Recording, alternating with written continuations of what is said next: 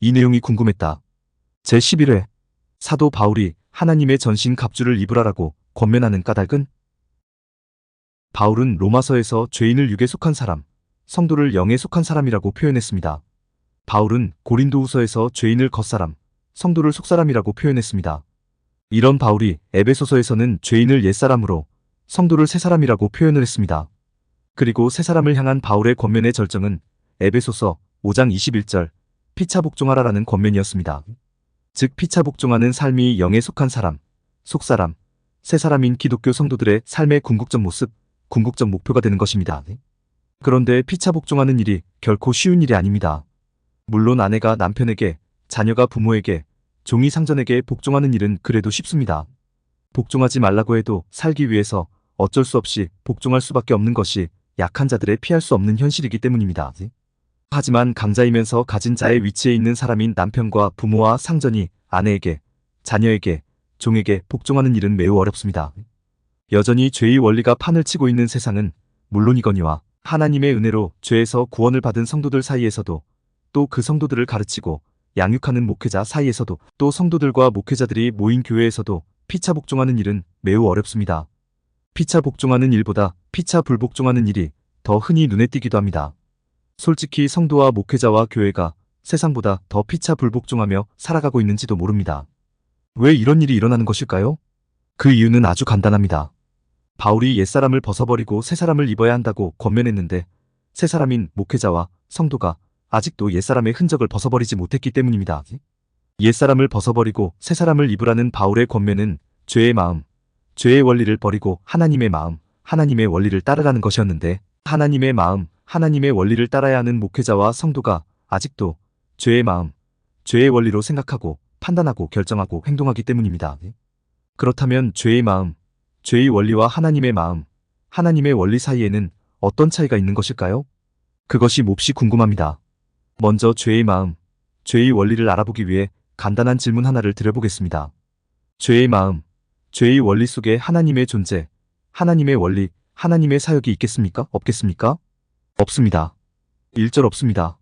죄의 마음, 죄의 원리 속에는 오로지 사람의 행동만이 핵심을 이루고 있습니다. 그런데 사람과 사람과의 관계에서 이루어지는 사람의 모든 행동 양식의 기본 원리는 바로 경쟁입니다. 창세기 4장에 기록된 가인과 아벨의 제사 이야기가 그것을 증명해주고 있습니다. 사람의 모든 행동 양식의 기본 원리는 경쟁이고 경쟁에서 승리하는 자가 모든 것을 소유하고 모든 것을 지배합니다. 그 결과 죄의 마음, 죄의 원리 속에서 사람이 피차 복종하는 일은 도저히 일어날 수 없는 불가능한 일입니다. 그러나 하나님의 원리 속에는 하나님의 사역이 있습니다. 하나님의 사역은 하나님께서 사람에게 은혜를 주셨다는 것입니다. 은혜 받을 만한 자격과 은혜 받을 만한 조건을 전혀 갖추고 있지 못함에도 불구하고 하나님께서 사람에게 은혜를 주셔서 그 사람을 죄로부터 구원하시고 성도 삼아주셨다는 것입니다. 즉 모든 성도는 하나님의 은혜로 죄를 떨치고 일어난 승리자가 되는 것입니다. 내가 한 일이 없기에 자랑할 것이 없고 모두가 죄에서 승리한 승리자이기에 누구를 소유하고 누구를 지배할 것이 없습니다. 그래서 성도와 성도 사이에서는 피차 복종하는 일이 가능해질 수 있는 것입니다. 그리고 이 사실을 알고 있느냐, 이 사실을 알고 있지 못하느냐가 너무나도 중요합니다. 이 사실을 알고 있으면 새 사람을 입은 강건한 성도가 될 수 있는 최소한의 요건을 갖춘 것이고 이 사실을 알고 있지 못하면 아직도 옛사람을 벗어버리지 못한 연약한 성도가 되는 것입니다. 에베소서 6장 10절 끝으로 너희가 주 안에서와 그 힘의 능력으로 강건하여지고라는 말씀이 있습니다. 강건해지는 게 무엇입니까? 바로 하나님의 형상과 모양, 하나님의 심정과 마음, 하나님의 가치와 원리를 바르게, 분명하게, 확실하게 이해하고 아는 것입니다. 그것이 성도의 강건함입니다. 성도가 강건해졌을 때 강자가 약자에 대해 기꺼이 복종할 수 있고 성도가 강건해졌을 때 피차 복종함으로 말미암아 다른 일을 실족시키지 않을 수 있고 성도가 강건해졌을 때 하나님의 마음과 원리가 충만한 바른 교회를 이루어낼 수 있습니다. 그런데 에베소서 6장 10절에 따르면 성도의 강건함은 주 안에서 이루어지는 것이라고 바울은 분명히 선언하고 있습니다. 성도의 강건함은 주의 힘의 능력으로 이루어지는 것이라고 바울은 분명히 선언하고 있습니다. 에베소서를 포함한 바울의 편지에서 가장 많이 반복적으로 등장하는 표현이 바로 그리스도 안에서라는 표현, 예수 안에서라는 표현, 주 안에서라는 표현입니다. 그런데 우리는 주 안에서라는 이런 표현을 자꾸만 종교의 영역으로만 제한하려는 경향을 보이곤 합니다. 그래서 주일에만 성도로 살고 교회에서만 성도로 살아가는 모습을 보이곤 합니다. 오죽하면 선데이 크리스천이라는 말이 등장했겠습니까? 그래서는 안 됩니다. 그리스도 안에서라는 표현, 예수 안에서라는 표현, 주 안에서라는 표현을 바울이 반복적으로 강조하는 이유는 이제 성도는 새로운 세계관을 가진 존재가 되었다는 것을 일깨워주기 위해서입니다. 지금까지는 오로지 나의 안위와 나의 유익과 나의 이익과 나의 권리와 나의 행복만을 위한 죄의 세계관 안에서 살아왔으나 이제는 사랑과 은혜의 원리가 충만한 하나님의 세계관 안에서 살아갈 수 있는 자가 되었으니 이제 하나님의 세계관의 기초에서 강건해질 수 있어야 한다는 의미가 되는 것입니다. 그리고 왜 강건해져야 하는지 바울이 그 이유를 설명하기 시작합니다. 물론 앞서 하나님의 은혜로 구원을 받고 성도가 된 이들이 피차 복종하는 삶을 살기 위해 성도의 강건함이 필요하다고 말씀드렸습니다. 그런데 이것은 원론적인 이야기이고 바울은 여기서 한 걸음 더 들어갑니다. 즉 성도들의 피차 복종하는 삶을 방해하는 존재들이 있는데 그 존재들의 정체를 밝혀내서 그 존재들을 물리쳐야만 진정 강건해지는 것이고 그 강건함의 바탕 위에서만 피차 복종하는 삶을 살아갈 수 있다는 논리로 이야기를 전개하고 있습니다. 그런데 성도들의 피차 복종하는 삶을 방해하는 존재가 무엇입니까?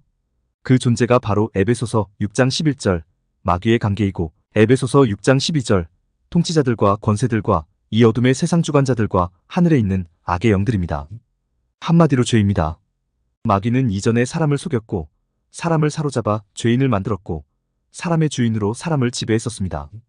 그러나 이제는 하나님의 계획에 따른 예수 그리스도의 십자가 사역으로 인하여 사람에 대한 지배권을 상실했고 더 이상 하나님으로부터 사람, 즉 성도를 빼앗을 수 없게 되었습니다.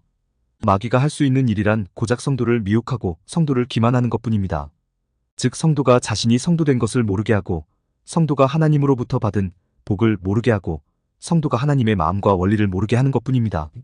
마귀가 자행하는 이 일에 능히 대적하기 위해 성도는 주 안에서 또 주의 능력으로 강건해져야 합니다. 이렇게 마귀의 관계에 능히 대적하기 위해서 싸우는 일을 바울은 에베소서 6장 12절 우리의 씨름이라고 표현하고 있습니다. 그렇습니다. 성도의 씨름은 혈과 육, 즉 사람을 대상으로 하는 씨름이 절대로 아닙니다. 성도의 씨름은 사람 중에 누가 더 잘났는가, 사람 중에 누가 더 부유한가, 사람 중에 누가 더 높은가를 경쟁하는 사람끼리의 씨름이 절대로 아닙니다. 또 성도의 씨름은 제도와의 씨름도 아닙니다. 보수주의가 더 좋은지, 진보주의가 더 좋은지를 묻고 따지는 정치제도와의 씨름이 아니고 성장주의가 더 좋은지, 분배주의가 더 좋은지를 묻고 따지는 경제제도와의 씨름이 아닙니다. 또 성도의 씨름은 타 종교와의 씨름도 아니고 불신자와의 씨름도 아닙니다. 이런 유형의 씨름은 오로지 죄의 세계관에 입각한 씨름들입니다. 죄의 세계관은 강자가 약자를 지배하는 약육강식의 세계관입니다. 오로지 승리한 자만 살아남는 적자생존의 세계관입니다. 따라서 다른 사람과의 경쟁이 필연적인 세계관이며 동시에 자기 자신과도 경쟁해야 하는 세계관입니다. 여쭈어 보겠습니다. 이런 세계관 아래에서 모든 사람이 하나가 되는 것, 모든 사람이 행복하게 살아가는 것이 가능하겠습니까? 가능하지 않겠습니까? 가능하지 않습니다. 그래서 하나님의 세계관이 절대적으로 필요한 것입니다. 하나님의 세계관 하에서는 사람끼리의 경쟁이 결코 없습니다. 제도와의 경쟁이 결코 없습니다. 타 종교와의 경쟁이 결코 없습니다. 왜냐하면 하나님의 세계관은 사람이 지닌 가장 근본적인 문제, 즉 죄의 문제를 해결한 세계관이기 때문입니다. 따라서 하나님의 세계관에서 씨름의 대상은 성도라는 존재를 미혹하기 위해 몸부림치는 마귀이고 통치자들이고 권세이고 이 어둠의 세상 주관자들이고 하늘에 있는 악의 영들입니다. 혹시라도 통치자, 권세들이라고 해서 정치인으로 생각해서는 안 됩니다. 통치자, 권세들도 죄입니다. 즉 성도는 죄와 마귀와 사탄과 한판의 씨름을 해야 하는 존재입니다. 이렇게 말씀드리면 혹시 걱정하실 분이 계실지도 모릅니다. 만약 씨름에서 지면 어떻게 되는 것이죠? 죄와 씨름을 해서 지면 다시 죄의 지배를 받게 되나요? 성도라는 신분을 빼앗기고 다시 죄인의 신분으로 돌아가는 것인가요? 이런 걱정을 당연히 하시게 됩니다. 여쭈어 보겠습니다. 그런 일이 일어나겠습니까? 일어나지 않겠습니까? 그런 일은 절대로 일어나지 않습니다. 어떻게 그렇게 자신할 수 있습니까? 그 이유는 아주 간단합니다. 그 이유가 바로 하나님의 전신갑주가 우리에게 주어져 있기 때문입니다. 죄가 성도를 미혹할 수는 있어도, 죄가 성도를 기만할 수는 있어도, 죄가 다시 성도를 사로잡을 수는 없습니다. 그 이유가 바로 하나님의 전신갑주가 있기 때문입니다. 하나님의 전신갑주가 성도에게 이미 주어져 있기 때문입니다. 성도는 하나님의 전신갑주를 입음으로써 죄의 미혹과 죄의 기만으로부터 완벽하게 자신을 보호할 수 있게 되는 것입니다. 성도는 하나님의 전신갑주를 입음으로써 하나님의 은혜를 풍성히 누리고 살아갈 수 있게 되는 것입니다. 하나님의 전신갑주에 관한 내용은 다음 영상에서 자세히 살펴보기로 하고, 오늘은 하나님의 전신갑주를 입어야 하는 궁극적인 목적, 하나님의 전신갑주를 취해야 하는 최종적인 목적에 대해 간단히 살펴보고 영상을 맺도록 하겠습니다. 하나님의 전신갑주를 입고 하나님의 전신갑주를 취해야 하는 궁극적인 목적, 최종적인 목적은 바로 에베소서 6장 13절 모든 일을 행한 후에 서기 위함이라라는 내용입니다. 즉 하나님의 전신갑주에 힘입어 성도가 해야 하는 씨름의 핵심은 성도가 바로 서기 위해서입니다. 마태복음 24장 15절에 멸망에 가증한 것이 거룩한 곳에 선 것을 보거든이라는 예수님의 말씀이 있습니다. 여기서 멸망에 가증한 것은 죄입니다. 거룩한 곳은 이 땅입니다. 원래 거룩한 곳에 서 있어야 하는 존재가 누구였습니까? 바로 사람이었습니다. 하나님으로부터 지음을 받은 사람이었습니다. 그 사람이 서 있어야 하는 곳에 그동안 멸망에 가증한 것, 즉 마귀가 서 있었고 사단이 서 있었고 죄가 서 있었던 것입니다. 사람은 그 아래에 짓밟혀 있었던 것입니다. 그러나 예수 그리스도께서 십자가 사역을 통해서 죄를 내쫓아 주셨습니다. 죄를 내쫓아 주시고 죄인을 성도 삼아 주셨습니다. 그럼 죄가 내쫓긴 그 자리에 이제 누가 서야 하겠습니까? 성도가 우뚝 서야 합니다. 성도가 거룩한 그 자리에 우뚝 서서 그 거룩한 자리를 견고하게 지켜야 합니다. 그것을 지키기 위한 싸움이 성도의 씨름이고, 그 씨름을 위해 성도가 필요로 하는 것이 바로 하나님의 전신갑주가 되는 것입니다. 그런데 언제까지 이 씨름을 해야 합니까? 성경은 모든 일을 행한 후에라고 기록하고 있습니다.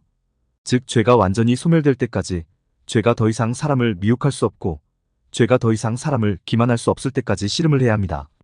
그 씨름이 끝났을 때 성도는 비로소 온전히 서게 되는 것입니다. 그 씨름이 하루라도 빨리 끝나기를 고대하기에, 그 끝나는 날에 모든 성도가 우뚝 서 있으시기를 기대하기에 오늘도 3927TV가 존재하는 것입니다. 공감이 되었다면 구독과 좋아요, 알림 설정 부탁드립니다.